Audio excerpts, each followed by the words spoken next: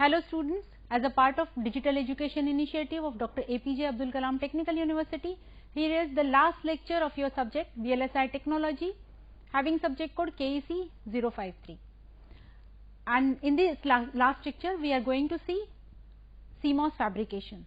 So far you have seen all the unit processes which are involved, right from single crystal growth till the typical processes or typical isolation processes, planarization processes, gettering and specialist processes such as lift-off.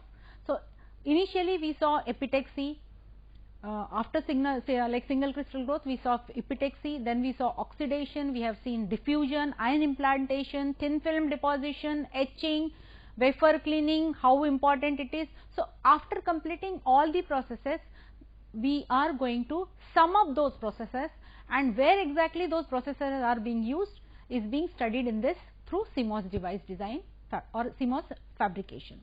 So, process steps which are involved in CMOS fabrication are being covered in this lecture, and what are the issues related to your CMOS devices, typical issues, that is known as latch up issue, and how to overcome that. We are going to see that.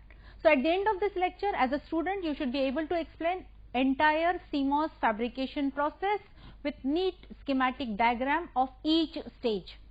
You should be also able to narrate the latch up and the preventive mechanism against this latch up. So, why do we prefer CMOS? So, CMOS is being preferred because it is the most preferred technology, because it has got very low static power consumption. It reduces the complexity of the circuit. You can attain very high logic functionality, high density logic functionality in a single chip using CMOS logic. It has got very less static power consumption, and this ensures that we can use it for and you have got very low noise immunity. So, this is why when you design the digital circuits, you can attain logic level 1 also, which is equal to your power supply voltage, and logic level low, which is as good or as minimum as your 0 volt. So, you can have complete 0 to, like, voltage swing will be from 0 to VDD, and therefore, this is the best or this is the most recommended logic functionality which is being employed for designing digital logic designs or digital integrated circuits. CMOS devices are used in wide range of applications ranging from in the digital domain as well as in the analog domain, such as image sensors, data converters and many more. So, how this fabrication starts?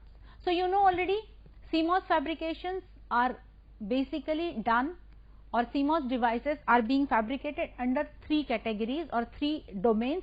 One is known as N-well process or P-well process. So, first you will isolate the device, create N-well or P-well, and then you fabricate your MOS into it. Second device type is a twin tub process.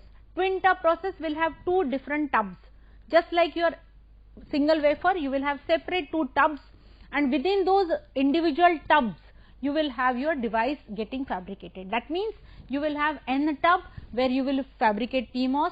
Here you will have a P tub where you will fabricate NMOS.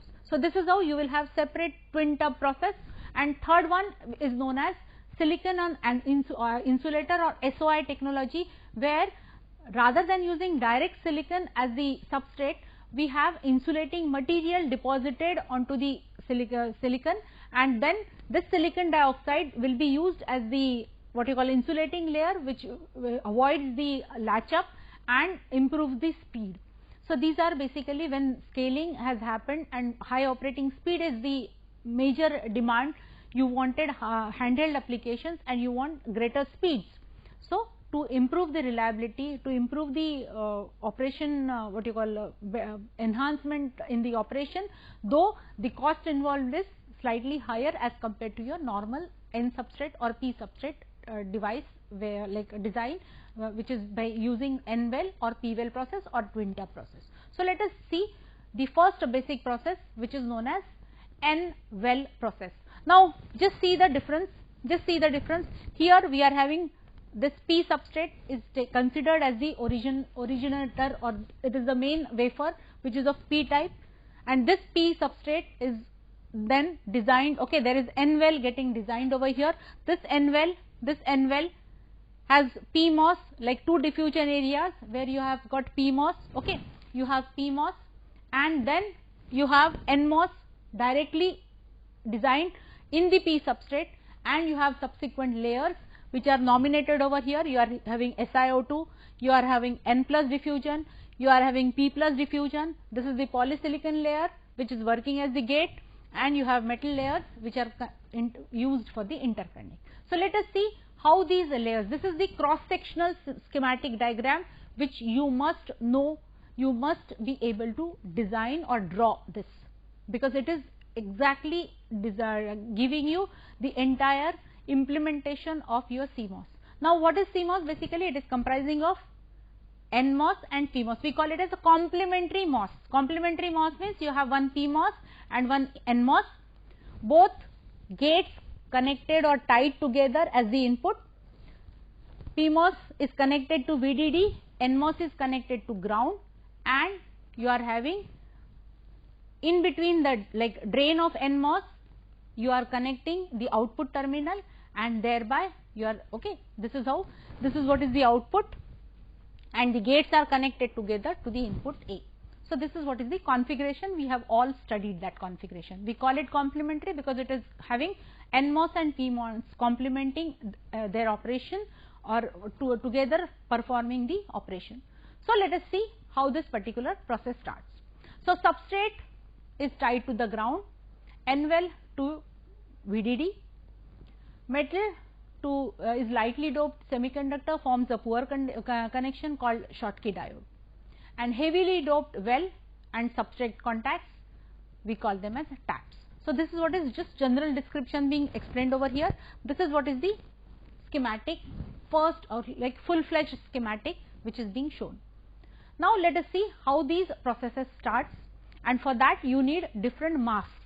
We have seen these are essential for demarking or imprinting your areas.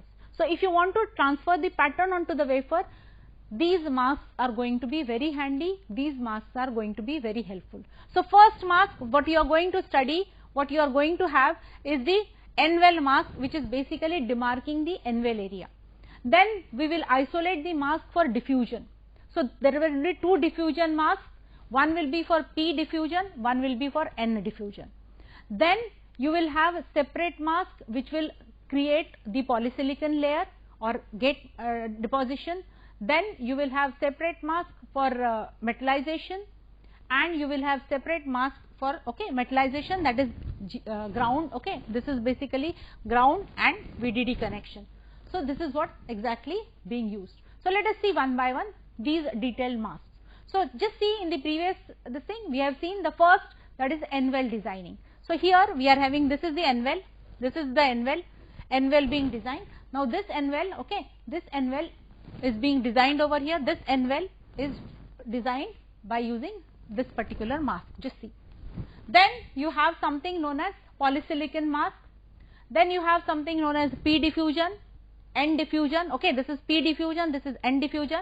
Then for individual metal contacts you have mask, and then finally for metal layers you are like, these are initial metal contacts you will establish, and then you will lay down the interconnect metallization layer which will connect your output as well as to the input. So, let us start. So, first step of this particular fabrication N well process, you will start with the blank wafer. Okay, so we will build up the inverter or this complementary CMOS design from the bottom up process. This is basically a bottom up. First step to form the N well. So, cover the wafer with protective layer of SiO2 and remove the layer where N well is to be built up. So, you will earmark the area. First you will cover the area, and then you will implant the diffusion of diffuse N dopants by exposing the wafer, and then strip off the SiO2. So, this is what is being done, grow SiO2 layer. Now, this is done using oxidation at temperature of 900 to 1200 degrees centigrade. In moisture, like wet oxidation you are carrying out, or you are going for dry oxidation in the furnace. So, once that is being like grown, oxide layer is being grown, you are protecting, or you are then putting the photoresist onto it. Now once the photoresist, like you are having positive photoresist, and then photoresist will be exposed to light, so that your diffusion area of N well is earmarked. So the first mask you have used, that is N well. So here you are earmarking the N well first. So once N well is earmarked, the area for N well is earmarked, the photoresist will be removed from it, it will be etched away, okay, strip off the exposed photoresist and then perform the diffusion. So etch the oxide using hydrofluoric acid. The unwanted part of the photoresist will be, like once the photoresist, like since it is a positive, it will dissolve, or it will, like those bonds will be weakened, the photoresist will be easily dissolved into the etchant solution. Only attacks oxide where the resist has been exposed. So where the resist has been exposed, only that oxide area also will be removed, the resist also will be removed, and you will have this open area where you can perform N well diffusion operation. Okay. So strip off the remaining photoresist, use mixture of acid and piranha cleaning, because you want contamination free surface before carrying out your diffusion process, because this is the active area where actual conductivity is going to happen, and you do not want any contamination here.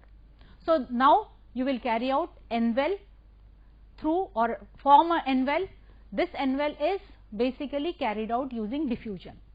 Now diffusion, you place the wafer into the diffusion furnace with arsenic gas, heat until arsenic atoms diffuse into the exposed silicon.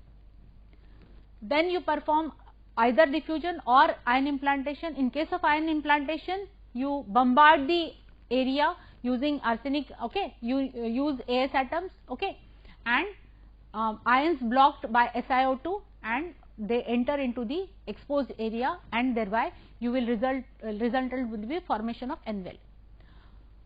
Once N well is formed, you need to strip off the remaining oxide, because you want to carry out further processes. So you want to eliminate the entire photoresist which is covering the other parts of the wafer. Then you will go to bare N well, the N well will be exposed, and you will have subsequent steps which are similar to the previous ones. So what are those steps? Let us see. So first, again you will deposit thin layer of oxide, which is gate oxide, which is less than 20 angstrom, or you have 6 to 7 atomic layers. This will be done by chemical vapor deposition of silicon layer. You will place the wafer into silane gas, that is SiH4. It forms many crystals called polysilicon, and heavily doped, it will be a very heavily doped, you can have good conductivity that can be incorporated using this. So you are basically self-aligned gate technique you are using. So you are defining first polysilicon, like defining your gate using polysilicon layer. Then you are going for patterning. So once you are patterning, that means 2 gate areas you are isolating. Please understand, this is the P substrate, this is the N well. So here you will have, okay, here you will have PMOS, here you will have NMOS. So you can have N diffusion areas that can be earmarked. So you are going for self-aligned gate technique. So prior to diffusion, you are going for gate placement or demarking the gate area. Once the gate area is demarked, you can use that gate area itself as a mask for carrying out further diffusion. So use oxide and masking, okay, to expose this N plus dopants, which can be diffused or ion implanted to create NMOS device. So N diffusion will create NMOS, which will form the drain and N well contact. So let us go ahead with, okay, so you will go ahead with N plus diffusion, like heavily doped N impurities you will like incorporate over here, and thereby you will define the diffusion area, and that for that you will use a separate mask. So this is the mask, okay. So pattern will be transferred for N plus region. There will be self-aligned process, again I am telling you self-aligned process, where gate is being used, gate itself is used as a mask for blocking the diffusion of that area, and polysilicon is better than metal for self aligned material, because it does not melt when you are going for latter processing of the other, like you are incorporating diffusion process. So, during that it will not have any impact. So, that is why you are going for self aligned process, you are creating N diffusion areas. These are the N diffusion areas and this is the mask for N diffusion. So, let us see, this is what is the N diffusion. So, dopants were then defined, they were doped. Okay. Usually ion implantation is used today, earlier we were using, like historically in previous this one we were using diffusion, but these days ion implantation is being used because it is further, okay, it is improvised version, you have better what you call dopant profiles as desired you can attain. Heavy doping is also possible, like whatever dopant profile you want you can easily attain that, and you can have variety of choices of materials that can be used, and therefore normally you, like generally you are using ion implantation. So, but even then the area will be always called diffusion because the impurities are getting diffused into that area. So, here we have demarked the N plus areas. Once N plus areas are defined, what is the next stage? Now, we want to, that means your N device or NMOS is fabricated over here. Now, we are left with PMOS. So, you have already gate for PMOS getting defined. So, let us have the definition. Okay. So, you have removed the, like you have removed the or stripped off the oxide layer, and now you will again deposit the PR and you will place the mask onto it, transfer the pattern where you want to deposit or create diffusion of P type impurities. The area will be earmarked and then you will perform the diffusion of PMOS, okay, where your drain and source of PMOS will be defined through this diffusion. This is the self aligned process which is typically used in all the miniaturized devices or fabrication of miniaturized devices. It is preventing additional process steps, as well as like it is giving you, like it is making you free from the misalignment of the gate. Then once both the devices are formed, that is NMOS is formed, PMOS is formed, both the devices are being formed, you have something known as metal contacts to be established. Now, you will ask me what is this P plus and what is this N plus. We have seen earlier also in previous lecture that there is something known as device isolation tactics being followed. Now, these device isolation tactics are being followed using or creating, okay, diffusion areas of opposite polarity, and same technique is being used for N plus you are creating P plus area, for P plus you are creating N plus area, so that you do not have, okay, you do not have movement of impurities in the other direction. So, prevent, okay, so this is basically the isolation tactics which are being followed. Reverse bias PN junction will be used, which will have very minimum leakage current in the order of picoamperes, and that is being used as the preventive mechanism. It is a popular technique, general technique which is adopted for isolating the devices. Okay. So, now these are the contacts or contact pads. Now, these contact pads are used to establish contact between these areas, that is you need to establish contact between drain, source of NMOS, drain and source of PMOS, as well as gate of these two MOSes. So, for that reason, so here we are having, see, we are having the areas for N and, okay, this is drain and this is source. This is drain and this is source. So, you will earmark those areas and you will create, okay, you have these pads, contact pads, and you will need masks for drilling those, okay. You need to etch away because you have oxide layer on top of it. So, you need to exactly etch away, or you need to penetrate into that area and establish the electrical contact. So, first you will establish contact pads, earmark the area for contact pads, and once you earmark, okay, you need to wire these devices, and therefore, you cover the chip with thick film oxide or field oxide and etch oxide where these contact cuts are to be opened. Once that contact cuts are being established, you sputter the aluminum over the whole wafer. and pattern to remove the excess metal leaving wires. So, you pattern, you carry out the operation in such a way that you eliminate all the other processes which are involved, and you just are left with the interconnects which are essential.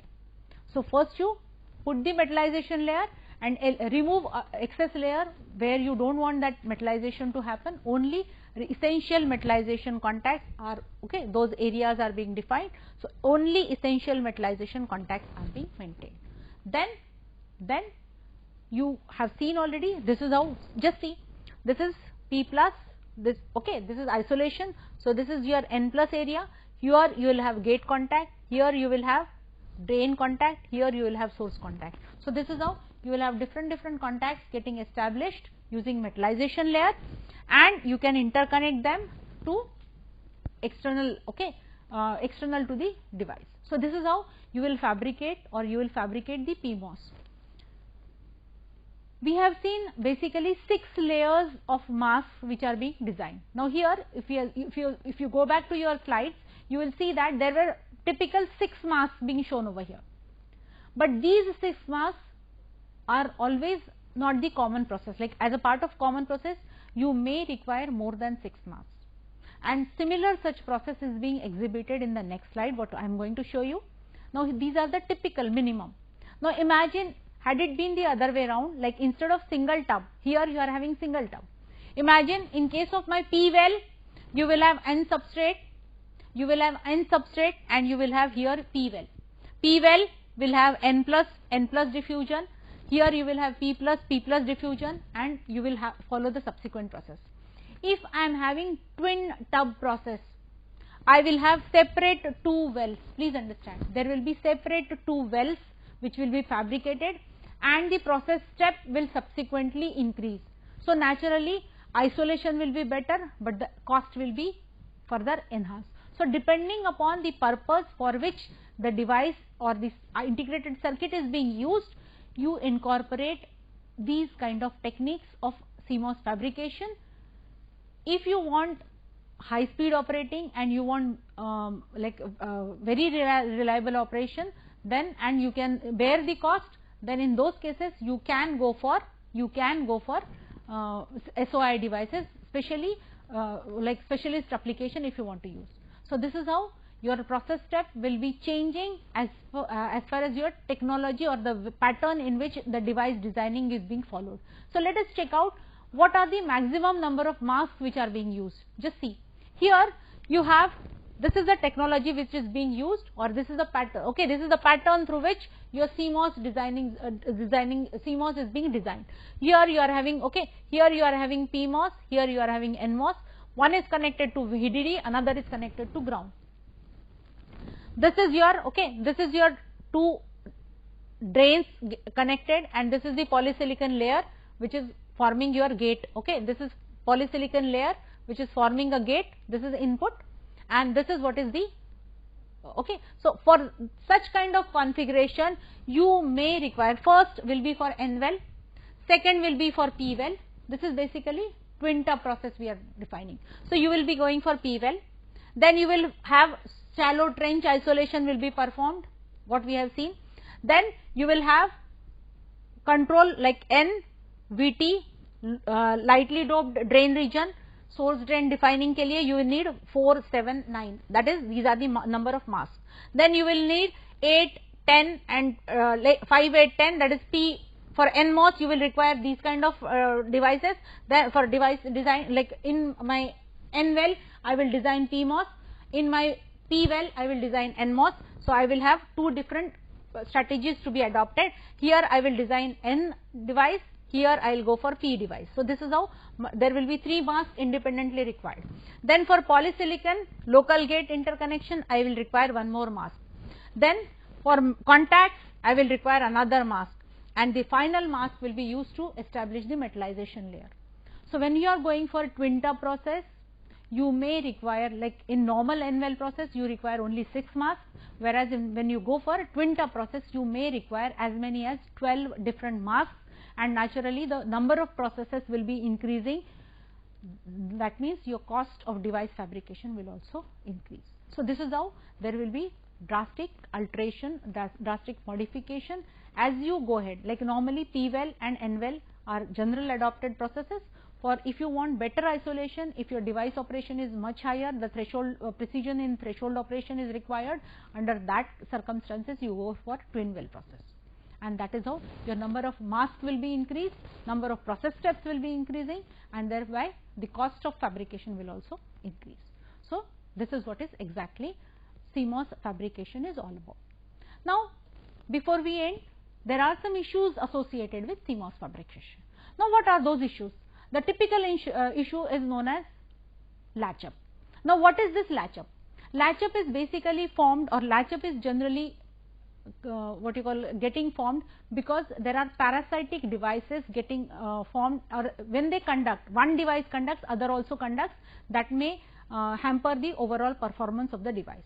Now, what this particular, like how this particular thing is happening in my CMOS also. You know, when I am fabricating CMOS, I am having P plus, N plus, like this is my NMOS and this is my PMOS.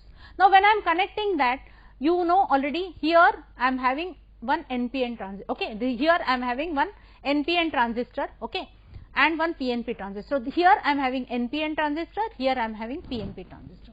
Now, when this NPN and PNP transistor are getting formed, please understand, here I am having NPN transistor, just see.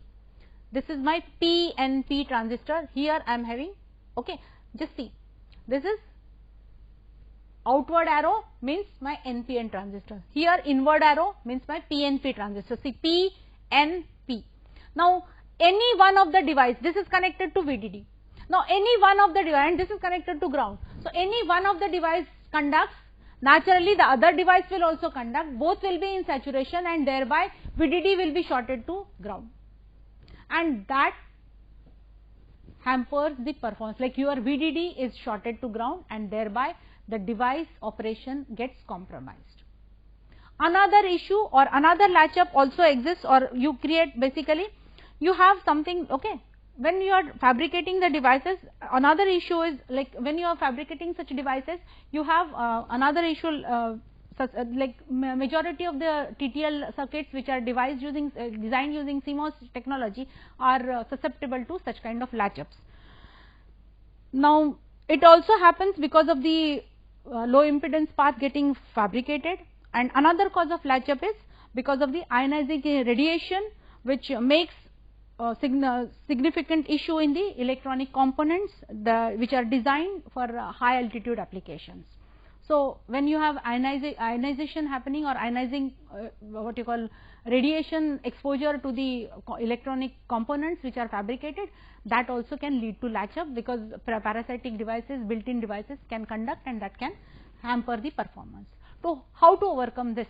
Because CMOS is very susceptible to such kind of latch up issue. Now, how to overcome this? That can be overcome by first. So, what do we do is, instead of heavily doped, like you can like light, what you do is you create heavily doped region below, and then you create lightly doped area above. What happens is, because of this change in the dopant profile also, the lower heavily doped area will automatically seal, or will create a protective layer for charges, and that will trap the movement of charges. Another thing is, you can have like you can create high resistance in the path, so that the current can get limited through the supply, and beta 1, that is the current transfer ratio of these transistors, can be kept, like beta 1 and beta 2 can be kept less than 1. So, that is one of the issue. So, you can have like device can be fabricated in lightly doped epitaxial layers grown on heavily doped epitaxial, heavily doped structures.